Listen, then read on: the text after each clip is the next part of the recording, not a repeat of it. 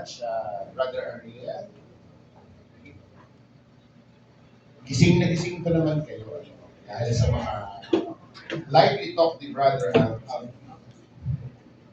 Naisip ko lang kanina, di ba parang majority sa atin, parang gustong pag ikaw ay kinuha na ni Lord. I'll guess na sabi siguro gusto natin yung parang natulog lang. Ano? Tapos hindi na nagising. Kaya kayo tutulog. Baka dinggin kayo ni Lord. Yan naman yung galing kay Father Dave Concepcion. Wag daw tutulog dahil makamarinig ng Diyos. Dinggin ng Diyos ay hindi sa At yung paring matanda din, na pagkatapos ng communion, nakatulog siya. Parang kapatid pa nga ito ni Brother Dodo Montebayo. 90 years old na yun, pero pinisa pa pag walang nala. Nung pagka-communion, natulog yung pumupupo na. Kaya nakatulog. Pag-gising niya, wala na yung mga tao. Naku, ang galit. Dahil pagka kayo natutulog pag nag-sermon, ako, hindi naman ako maalis Pag ngayon nung ako makatulog, inalisan ninyo ako. O sige, hahaba. At nandyan si BGR. Meron pa daw kaming gagawin. So, guidelines for business dealings between members of the PCBP. Ano? Yan. Purpose of the talk. Ano bang, Inevitably, some members within the community will enter into business transactions. Ano? May architect tayo. Alega. Ano? Yung mga magpapagawa dyan ng bahay, pwede. Pero kalimitan sa contractor at saka owner ng project. Bibihira ang magtapos ng magkabakit. Lagi na. Kaya wag na. So, some of us own businesses, some professionals, pwedeng walang doktor ngayon sa atin na active. Lawyer, meron. This talk will present the guidelines for such business dealings and the procedures for working out conflicts between members in the event, problems, and differences arise from such business relationships. Basic guideline. Ano bang guideline? Business dealings for Christians, whether in community or elsewhere, must always be based on biblical principles. Kala ko pwede na ako hindi mag-talk dahil parang sinama na yung Brother Ariel doon sa introduction pa lamang. Christians must be careful in how they conduct themselves in business because, like it or not, Christians are walking Bibles that people see. Gaya namin mga lawyer, pag meron na notaryo na depository, hindi ka pwede pumunta sa BIR. Pwede ka ito. Pababahin. Diba sa ito? Galing mag-over sa BIR. So we are, lalo na ngayon, with the advent of the social media, pa-Bible ang iyong post, pero sa profession mo naman, ay madami kang kaaway sa opisina, ganyan. So we are walking Bibles. And we must be very careful. Commitment to serve and love one another. Ang lalo na sa mahirap yumaman talagang Kristiyano, dahil parang mababother ka na ng konsyensya mo. Lalo na pag brother or sister ang transaction mo, parang halos ibigay mo na. Halimbawa may produkto ka o may pinagbibili kang pero hindi din dapat gano'n. Ang una lang dapat serve and love one another. Sabi ni Ariel, righteousness, alam na ninyo yan, and proper stewardship. Yan, tama. Ano yung sabi nga steward sa Tagalog? Katiwala. Tamang pangangalaga. Commitment to serve and love one another takes precedence over the pursuit of profit or economic gain. Tayo naman, hindi naman masamang magtubo. Ha? Lalo na kung iba, pero iba pa rin pag brother o sister. Pagkasama mo sa BCPP, siguro kung nakakapagbigay ka ng discount na 10%, pagkasama mo sa BCPP, baka bigay mo ng 20% discount. Now, ang namumuna dapat sa ating isipan ay matulungan at makapaglingkod sa ating brother or sister. Pero, hindi din naman maganda yung ibigay mo na lamang sa puhunan o wala na talaga. So, it's not wrong to earn a profit. But what's wrong is to earn sobra-sobra. So, meet one another's needs by our personal help and resources and to look upon one another's welfare as our own. Diba narinig natin, kasamahan yan. Babaan mo ang presyo. O kaya, huwag naman ganun kalaki ang tubo. Pwede ibigay. Lahat ng discount na pwede ibigay. Ibigay.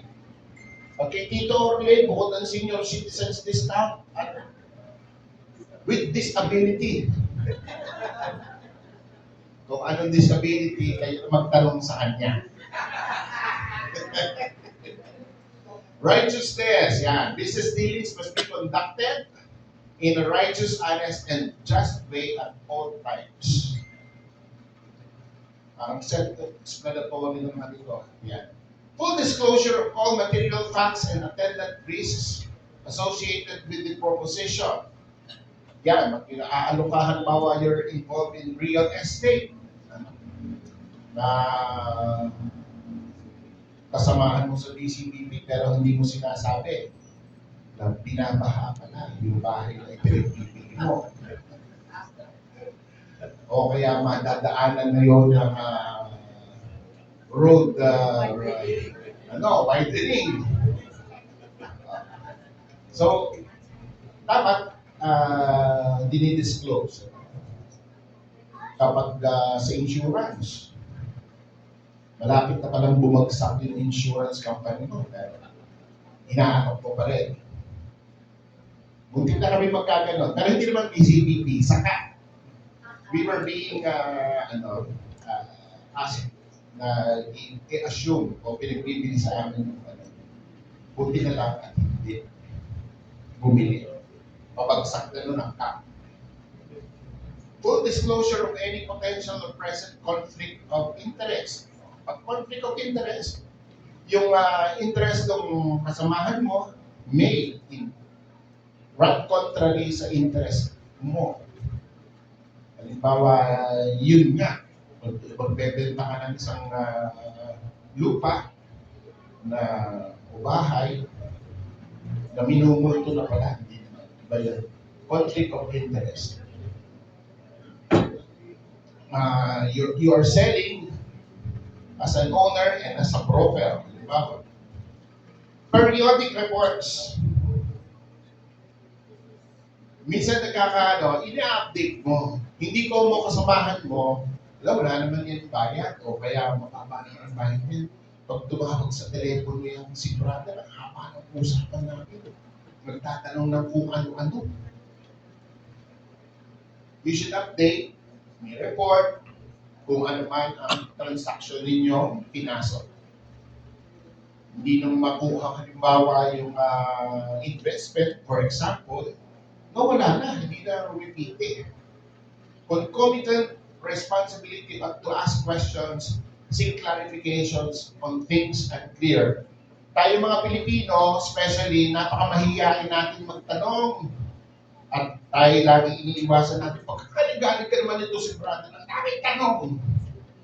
Pero, minsan naman, kailangan mo magtanong, magkano ba talagang interest dyan? Ano ba talagang risks na involved dyan? Sino bang behind dyan sa company na tinutulak mo? Ano ba talaga yung lupa niyan? Meron ba talagang naghahabol dyan? Ano? So, dapat may responsible din tayo. Hindi ko ay, si brother naman yan. Hindi naman tayo lolokohin yan. Patay ka. Document all agreements. Yan. Everything should be in black and white. No? Kahit pa sa magkapatid. Actually, this is a practical advice kasi minsan doon nagkakagulo eh. We have very short memories. And even if we have good memories, sometimes yung transaction it goes beyond 1 generation, 2 generations. Hindi naman ko masabi, ay kayabang na ngayon, dinonate na naman yung property. Samantalang ngayon, hinahabol na nila. Minsan kasi lumatandaan yun sa atin, na matatanda lang ang nag-usap, wala naman documentation, mga apo na ngayon na nag-uusap. So, hindi naman nila sinasadya, hindi naman sila nagswasupang. But they do not have enough information na wala na. Yung mga kapagpatunay na talagang may usapan na ganyan. So, it's better na kahit kapatid, huwag kayo magtatampo. Pag hiningan nga kayo ng kapatid nyo, kasulatan tayo. And prudent use of speech. Lalo na pag nagkakalabuhan na kayo. Halimbawa, may utang.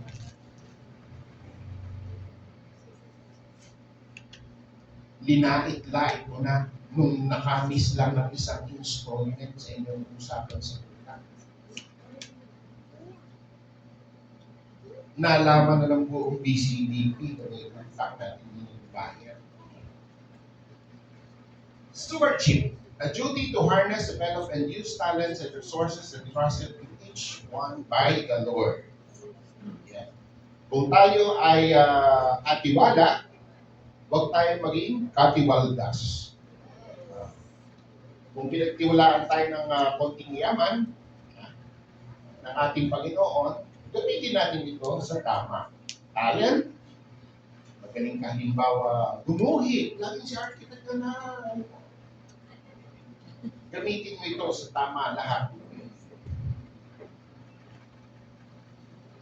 Do one's best in maintaining and promoting the viability of one's business. Hindi mo i-take for granted dahil kasama mo sa BCPP, pwede lang ganito lang level ang ating quality na ibibigay dahil kasamahan. Baliktad nga dapat pagkasamahan, all the more that you should do your best and make the business work or the investment halimbawa, the project to work out. Exercise sound judgment and discretion. I mentioned a while kanina na hindi ko mo BCPP, mawawala na lahat ng sound judgment mo. Yung mga naloloko kasi sa scam, ang motivating factor dyan o ang nakakapagpaano talaga dyan, greed. Sorry to say. Lahat ng mga accounting principles na kahit CPA yan, kahit lawyer, basta nakita nila yung peso sign, umilaw ang kanilang mata. Kikita ko naman malaki. Gaya na lang yung sinasabi na maliit mga 10%. Yan. May maririnig kayo, to double your money. Sa 10% per month, saan pa nila dinadala ang pera? Nakikita pa sila na lagpas ng 10%. Ang 10% na sa akin Yun ang dapat mong malaman kung totoo may 10%. Hindi ako na lang ang didirekta doon na mag-invest ng 10%. At kung totoo man yun, hindi very risky. Di ba ka? 10% ang bangko nga, magkano ba ang binibigay ng bangko? So, dapat may sound judgment din kayo and discretion. Promote the common good and serve each other. Okay? The do's and don'ts. Yan. Sabi, yan, pagkasamahan natin sa BCBP, always fully disclose the business proposition to an elder. At least dapat may nakakasalam. Halimbawa, magka-member kayo ng action group at ng action group leader. Kung hindi man alam ang action group, hindi kayo belonging to the same action group, paalam sa action group leader ng isa. And the elder, pwede magbigay din ng advice. Seek the guidance of the elder before getting into business. Yan ay according to the level of competence. If not, seek proper advice. Kung financial concerns ang iyong papasukin, o ang iyong action group leader naman ay doktor, di parang wala ka din kinonsulta. At naka-highlight bold and underline, italics pa rin. Before and getting into business. Yan ay pwede din sa abogado. Marami nagpupunta sa lawyer na wala na. Nakapirma na, nakapag-invest na. Unless you are a competent person in the field. Yung financial advisor ka, pwede kang sarili mong investment. Pero minsan, papasukin, ganda naman din ang rule of thumb, pero magbi-business ka. Aralin mo muna ang business bago ka pumasok. Hindi yun nakapasok na, saka mo palang aaralin.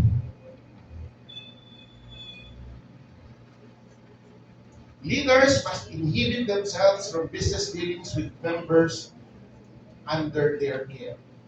Ano yan? Parang may moral ascendancy din eh. Hindi makatanggi si member. Ay leader namin na nakakahiya naman tanggihan. So avoid. If you're a leader ng community, avoid. Or inhibit talaga eh. Or talaga, must inhibit themselves from business dealings with members under their care. And, yan na naman, document all agreements. Actions must be guided by what has been documented. Halimbawa, minsan, yan, sa mga architect na naman. Di ba, meron mga owners na gusto variation architect, hindi maganda yun. Nagawa mo na. Ha?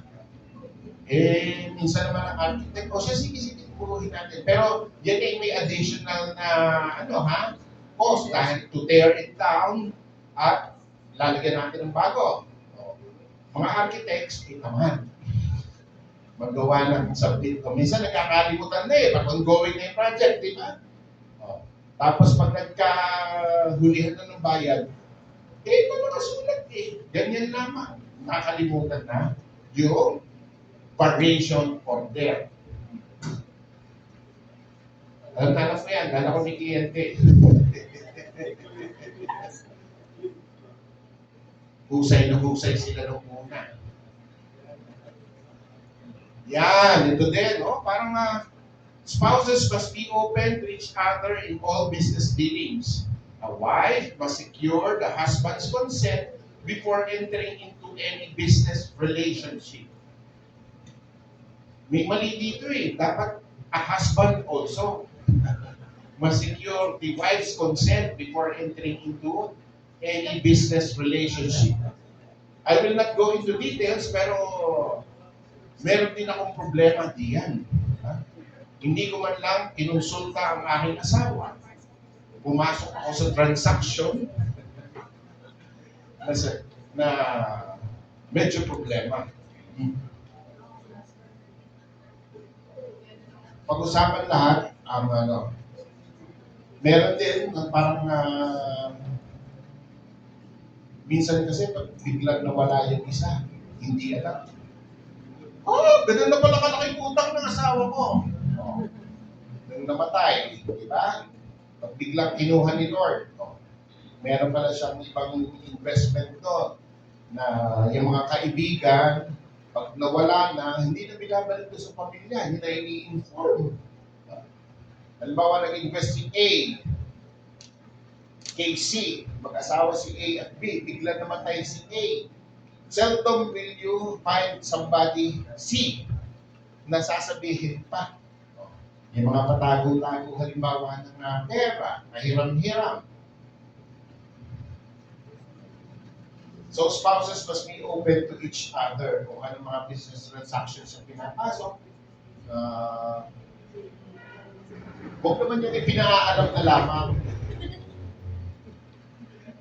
Yung pala, may decision na yung isa, sinabi na lang, sinasabi ko lang sa iyo. Pero, okay na ako. Leaders must maintain neutrality and independence. Halimbawa, nagkakagulo na, ay leaders should maintain neutrality and independence. Walang kampihan. Pero, maintaining neutrality and independence, does it mean that kapag obvious naman yung kung sino ang tama o mali, you will not say, or at least in an advisory manner, na ayusin mo din. Dahil parang may puntos naman yung isa. Dapat nga ganito ang interest na binabayaran mo. So parties must perform due diligence before entering into any transaction. Ayan, nabanggit ko na kanina na hindi ko mo BCBP, na ka-member mo, ay okay naman siguro yung business proposition niya, mag-invest tayo. Dahil ayun pala, palugi na. Due diligence and maintain confidentiality, lalo na kapag medyo nagkakagulo na. Nagkakaproblema. Ang tendency dyan, magkampihan, di ba? Sa community. At kapag sinabi mo dun sa isa, buong community na minsan na nakakaalam. So baka naman wala namang share sa action group meeting, Pero confidentiality is very important. How to work out conflicts in the community? Paano? Siyempre, biblical way. Ano man sabi sa Bible? Kausapin mo. Minsan kasi tayo, may tendency na alam na lahat ng may problema ka doon. Pero yung taong may issue ka, walang alam-alam. So, amicable settlement, lahat ng conflicts and misunderstanding to preserve loving personal relationships in the community and prevent injury to the body. Apektado pag may hindi magkatama na members, minsan doon na lang nagkakaroon ng faction. Hindi na naman ka-attend, nandun si Pag yung isa naman ang nag-site, hindi na ako ma-attend dahil nandun yun, may utang yun sa akin. Elevate the problem to the proper authority in the community. May hierarchy naman tayo, action group leader, unit leader, chapter head. Huwag kung kani-kanino lang ninyo sasabihin kasi it will not help. But most often than not, grabe yung problema. Only as a last resort should court litigation be pursued. Yun na ang kahuli-hulihan. Court litigation. Diyan na talaga medyo may problema.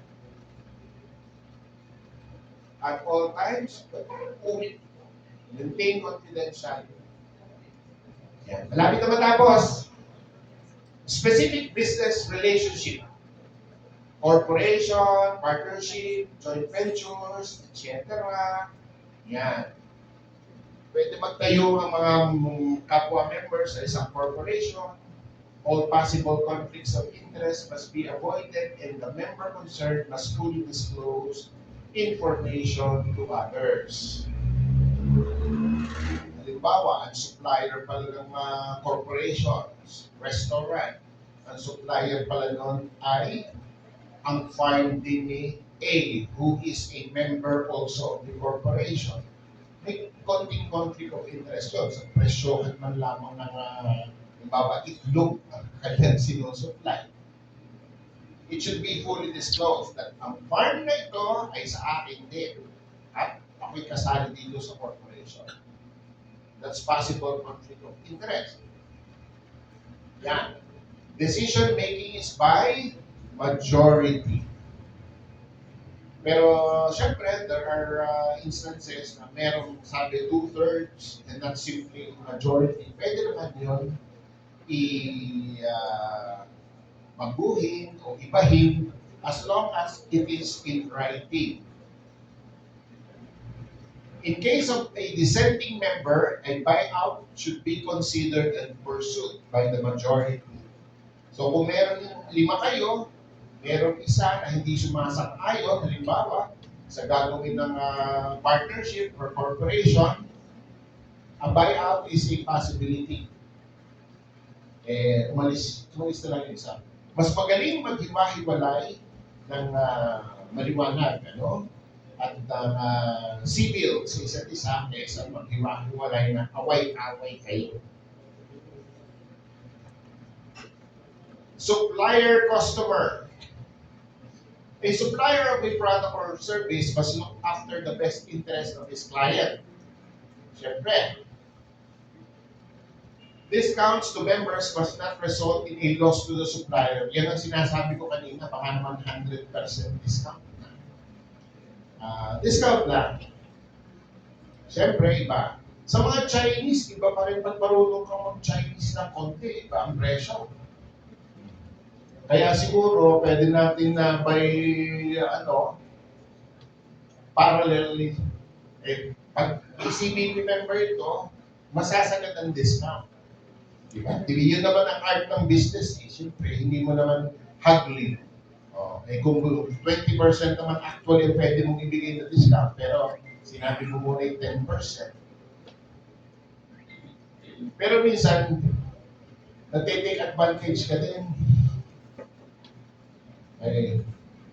10%, yun na lang talaga. Kasamahan ka, kaya isinagad ko na. Yun, wala na. Kaya,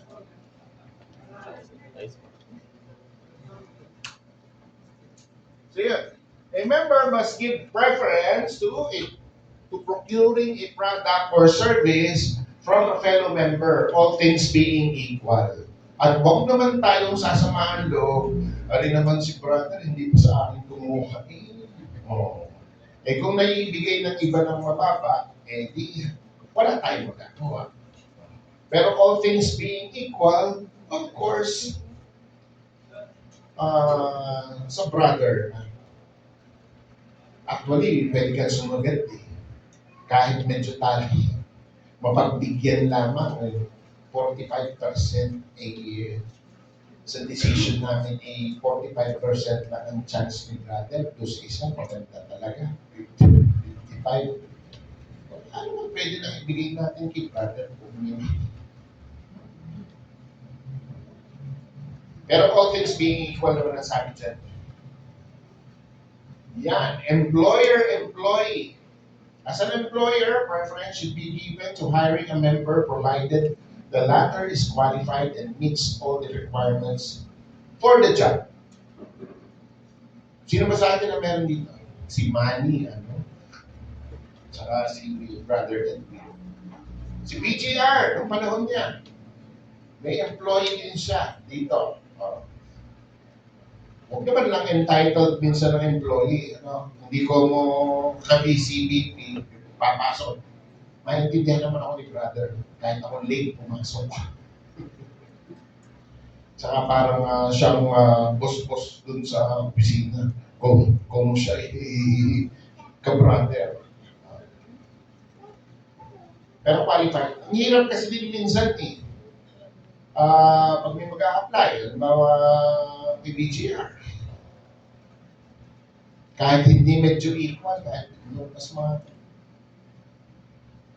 mabait kasi BCBP kahit hindi mas matalino for example.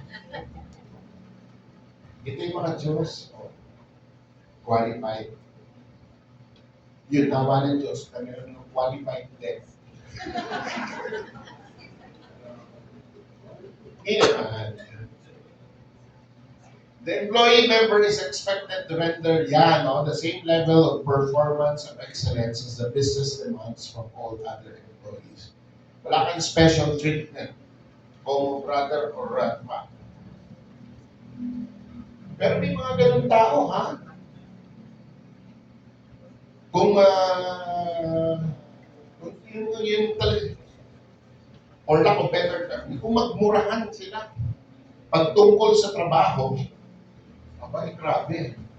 Pero pagkatapos ng meeting, parang wala nangyari, mag-iinuman na lang din ulit sila. Kakain. May ganun. Nase-separate talaga ang business from personal nila. Pag business, business talaga. The employer member is expected to deal with employees according to Christian principles in business. Ano ba yun? Respect, righteousness, honesty, full disclosure. Abay, pag ano naman kapag ang business mo ay hindi mo kayang bayaran ng minimum wage man lamang ang iyong empleyado, huwag ka lang mag-business. O yung mga minimum yung benefits required under the law, hindi na babayad ng SSS, in health, ay huwag ka na mag-business.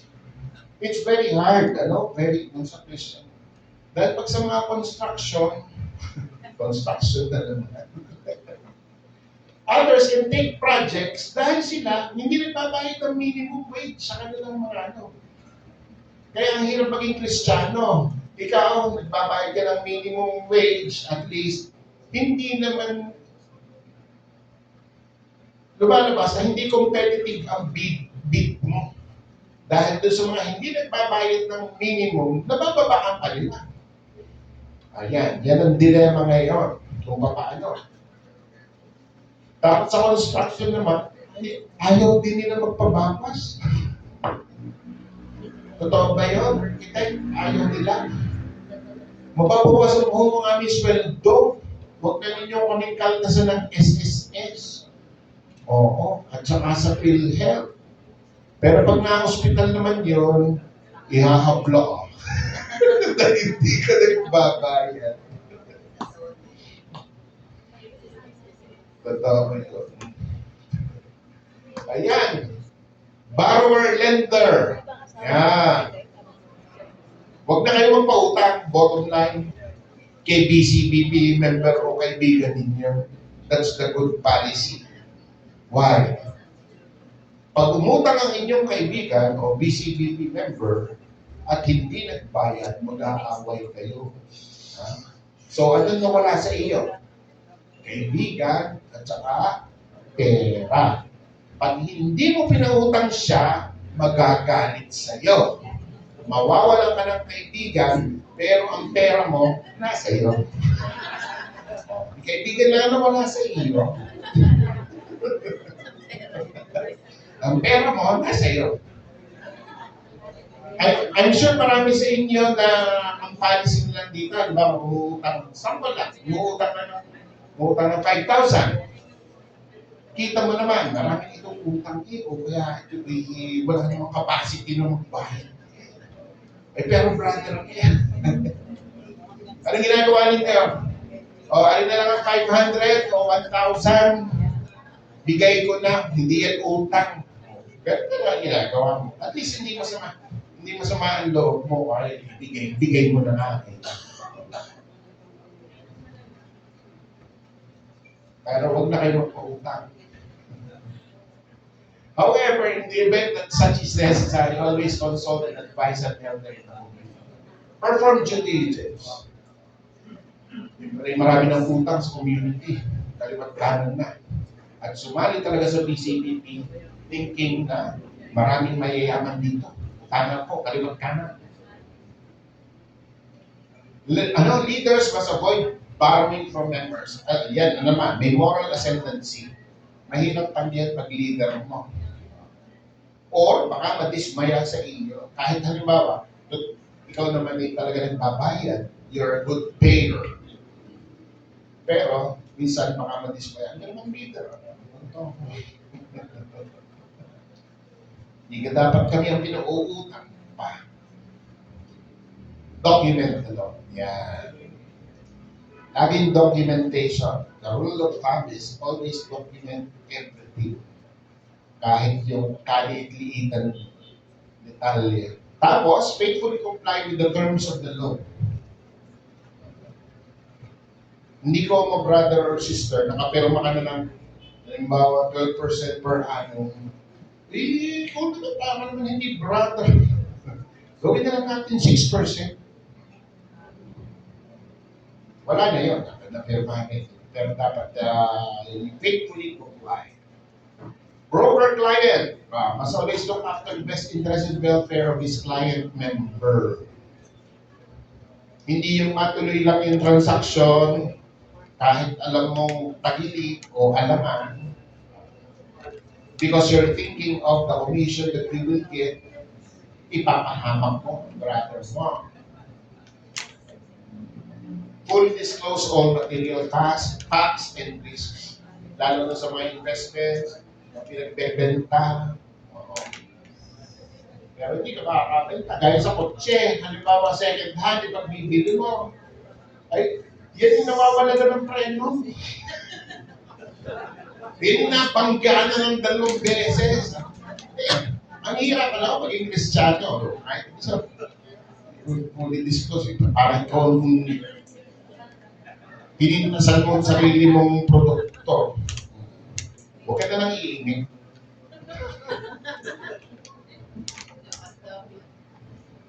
Paano ka ganito ako lahat? Bakit mo ito pinagbibili? Bibili ako ng bago, pero yan yung bait dun sa sakit na yun. Kailangan ko may kahiyan. All parties must realize that the broker does not warrant anything. Yun nga. Yung mga bola sa ordinary course, sa sale, na attorney niya, hindi yan misrepresentation of fraud. Dapat, anong principle yun? Caveat emptor. Buyers beware. Alam mo, sabi ko nga kanina, lahat yung magandang sasabihin pag may pinipili ka. Bahay man, kotse yan, o services mo. Okay. You should make your own due diligence check. Wala yan minawalan. Pero at least sana naman, meron naman konting word, ang word ng BCBP. Na pag sinabi ni Brother A, taga BCBP yan, totoo yan. Alam na nila, halimbawa i-confront, yan ba yung nabangga na? Nakangiti ka lang. Wow! Wala naman sinasabing masama. Hindi naman sinisiraan. Good stewardship must be exercised at all times. Pag may pinagkatiwala sa iyo, ingatan mo. Kung gamit man yan, bahay, may less or less. Kaya naman yung brother, hindi naman magre-reklamo. Huwag na natin linisin ang toilet na rin o kahit sira-sirain na natin. Ibagsak ang pintuan. Ganun. Do not blame and cast aspersions against the BCPP community for business dealings that went bad, especially when the guidelines were not followed by the members concerned. So guidelines, ito ay ano ba? Panuntunan o gabay lamang. Naalala ko yung introduction. Gabay at patnubay ng magulang ay kinakailangan. Okay, brother. Yan na, tapos na. Palagay ko. Summary. Each member must do his best to safeguard the interests of a fellow member, especially in the matter of helping the other grow in maturity and responsibility. Sabi ko nga, hindi masama ang magtubo, but service and helping a brother in need is the primordial consideration at hindi pagtubuan at pagkitaan ng mabuti ang kapwa member. We all have to conduct ourselves in total fairness, faithfulness, honesty, and loyalty in our business dealings, not only with our brothers, but also the community in general, the society in general. And we have a duty to harness all of our talents and resources to grow our businesses so that they may be used to help others and bring glory to God. So in everything that we do, we should think, am I bringing glory to God? Am I reflecting the values of a true Christian? At yun ang magiging guidelines and principle talaga natin, the way we conduct our business and the way we exercise our profession. Always thinking that God will be glorified in us doing business and exercising our profession. Galatians 6:10, yan, in closing na talaga ha. So then, while we have the opportunity, let us do good to all, but especially to those who belong to the family of the faith. Thank you very much. Thank you, Pastor.